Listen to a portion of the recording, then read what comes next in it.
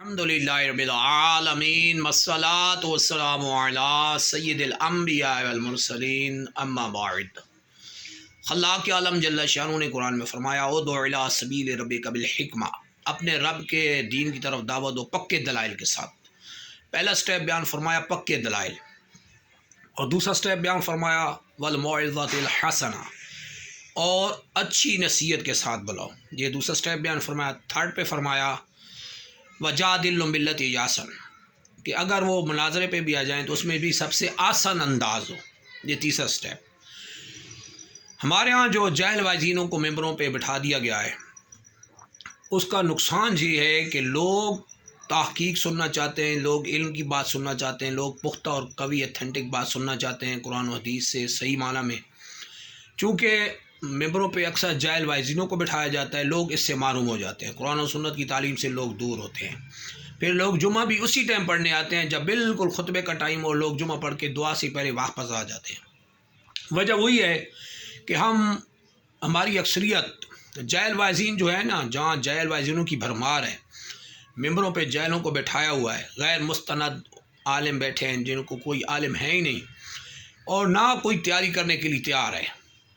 تو جب قرآن اور حدیث صحیحہ کی شرح کے ساتھ سمیت صحیح تیاری کر کے پوری محنت کے ساتھ جب آپ صحیح معنوں میں قرآن و حدیث کا مواد لوگوں کو پیش کریں گے تو لوگ شوق سے سننے آئیں گے۔ لیکن ہمارے معاشرے کا المیہ ہے کہ جاہل واعظینوں کو ہم نے بٹھایا ہوا ہے۔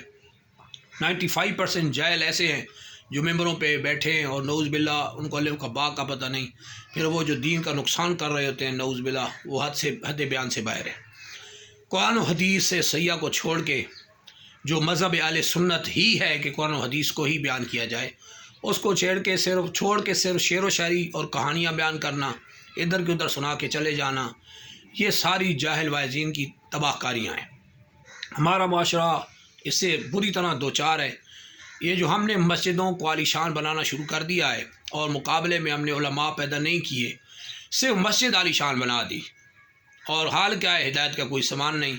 سرکار علی وقار صلی اللہ علیہ وسلم نے حدیث صحیح میں اس کو واضح فرما دیا تھا، فرمایا وہ مساجدہم عامرات خراب من الہدیٰ، مسجدیں ان کی عالیشان ہوں گی مگر ہدایت سے خالی ہوں گی۔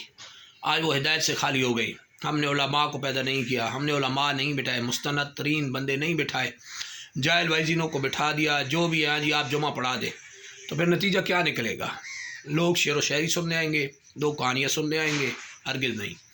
لہذا اس کے لیے ہمیں بڑے اہتمام کے ساتھ علماء کو پیدا بھی کرنا ہوگا، صحیح مستند ترین علماء پیدا کر کے منابر پہ ممبروں پہ ان پہ بٹھائیں، پھر لوگوں کو قرآن و حدیث کے مطابق صحیح قرآن و سنت کے مطابق جب ان کی ترجمانی ہوگی تو لوگ شوق سے سنتے بھی ہیں اور اس پہ عمل بھی کرتے ہیں۔